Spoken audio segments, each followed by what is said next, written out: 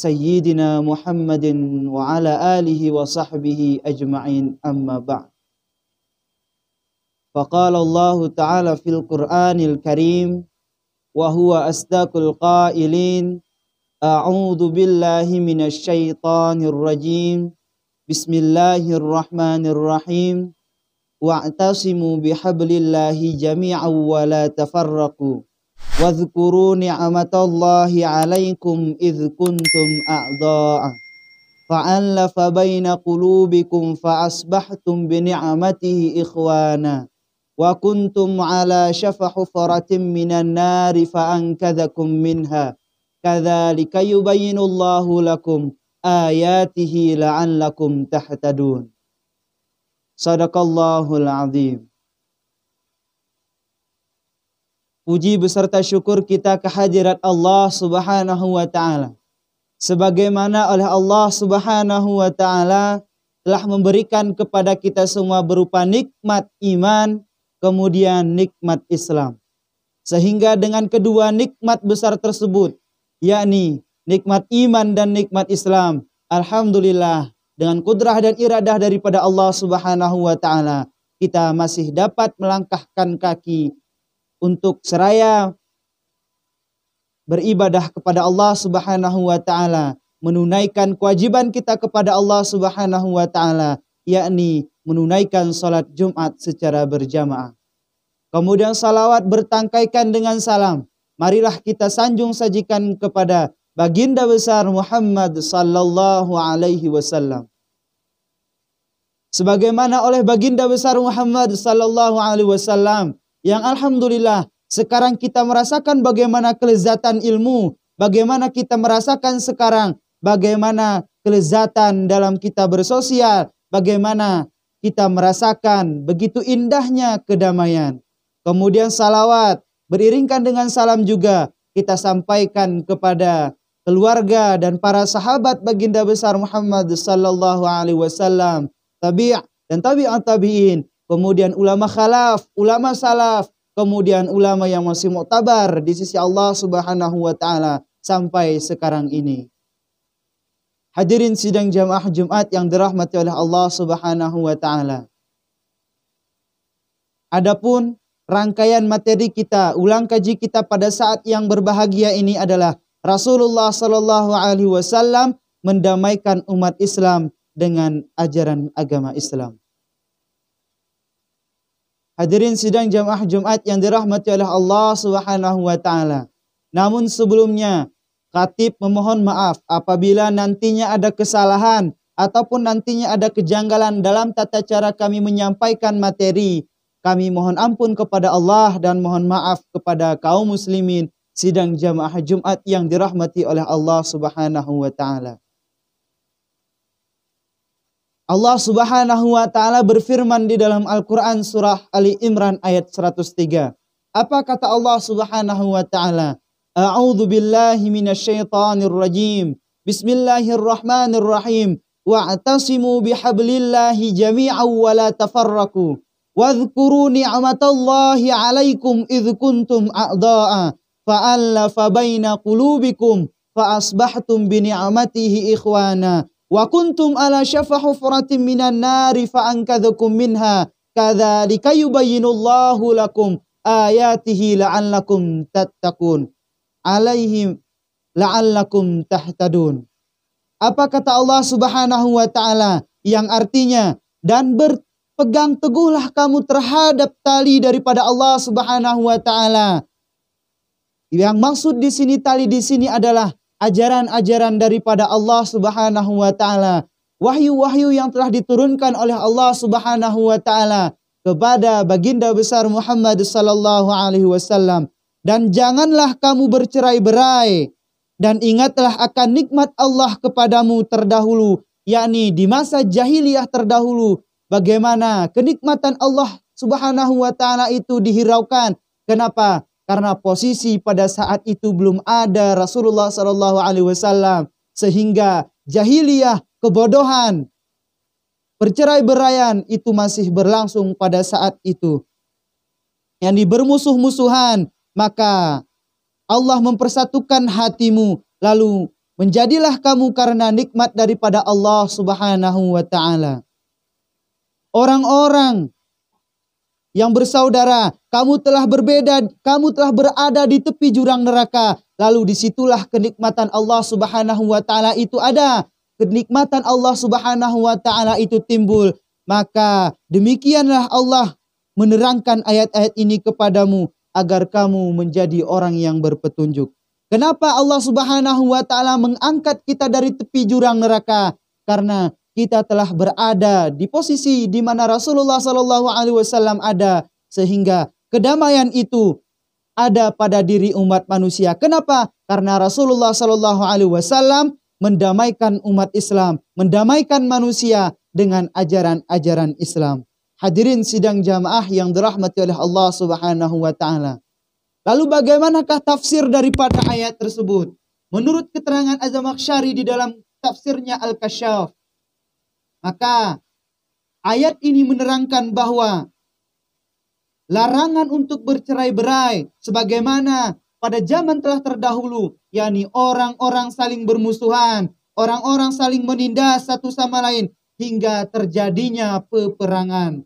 Ayat ini juga adalah larangan untuk mengucapkan kata-kata yang dapat menyebabkan perpecahan belah antar sesama. Hadirin sidang jamaah Jumat yang dirahmati oleh Allah Subhanahu wa ta'ala. Begitulah Az-Zamakhsyari menerangkan di dalam tafsirnya Al-Kasyaf tentang tafsir daripada ayat tersebut. Kemudian dalam sejarah Arab, sebagaimana disebutkan di dalam tafsir Al-Baidawi, disebutkan bahwa suku Aus dan Kharaj, ini ada dua suku sebelum adanya Rasulullah, sebelum turunnya ayat ini.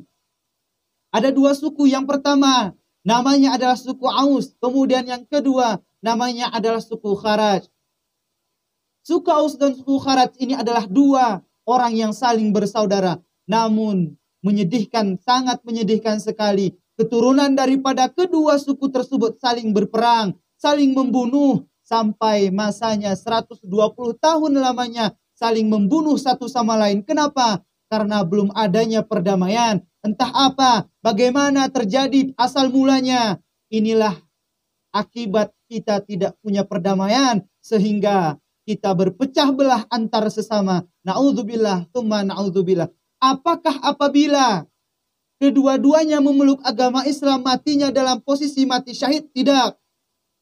Kenapa? Karena posisi mati syahid itu terjadi apabila kita memerangi, berperang dengan bukan selain daripada orang Islam, bukan selain daripada orang yang beriman. Namun realitanya yang terjadi pada masa itu berlangsung 120 tahun. Pertumpahan darah antar kedua belah bersaudara. Kenapa? Karena tidak adanya perdamaian pada saat itu. Hadirin sidang jamaah Jumat yang dirahmati oleh Allah Subhanahu wa ta'ala. Namun Rasulullah Sallallahu Alaihi Wasallam diutus ke permukaan bumi ini. Dan salah satu yang dapat meredakan peperangan tersebut antar kedua suku tersebut, yang mana kedua suku tersebut adalah saling bersaudara, adanya ayat yang telah diturunkan oleh Allah Subhanahu wa ta'ala, yakni surat Ali Imran ayat 103. Hadirin sidang jamaah Jumat yang dirahmati oleh Allah Subhanahu wa ta'ala. Kemudian Imam Al-Qurtubi di dalam tafsirnya menyebutkan banyak riwayat terkait dengan pembahasan ayat ini. Bahwa maksud dari ayat wazkuru ni'matallahi alaikum idh kuntum a'da'a fa'allafa baina qulubikum adalah terjadi pada masyarakat Arab. Pada waktu itu adalah saling membunuh orang yang besar, orang yang menjadi pemimpin menindas orang-orang yang lemah. Orang yang kuat membunuh orang-orang yang lemah.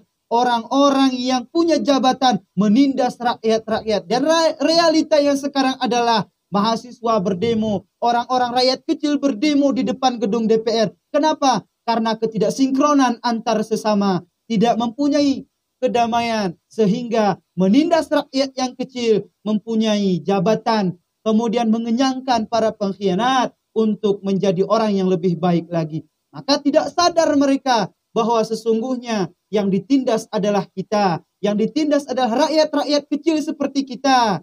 Maka Apakah yang terjadi di sini? Karena tidak pernah mengamalkan yang telah diajarkan oleh Rasulullah Sallallahu Alaihi Wasallam berdasarkan Al-Quran dan Sunnah. Hadirin sidang jamaah Jumat yang dirahmati oleh Allah Subhanahu Wa Taala. Lalu bukankah Rasulullah Sallallahu Alaihi Wasallam juga pernah menjelaskan di dalam sebuah hadisnya, kullukum ra'in wa kullukum mas'ulun. Kita semua adalah pemimpin bagi diri kita. Maka kepemimpinan bagi diri kita ini juga nanti akan dipertanggungjawabkan di sisi Allah Subhanahu wa taala. Kemudian lanjutan daripada hadis tersebut adalah fal amiru ra'in linnasi fahuwa mas'ulun. Pemimpin bagi suatu kampung, bagi suatu negara, kemudian bagi suatu dunia, ini merupakan pemimpin yang sejati dan nantinya akan dipertanggungjawabkan di sisi Allah Subhanahu wa taala.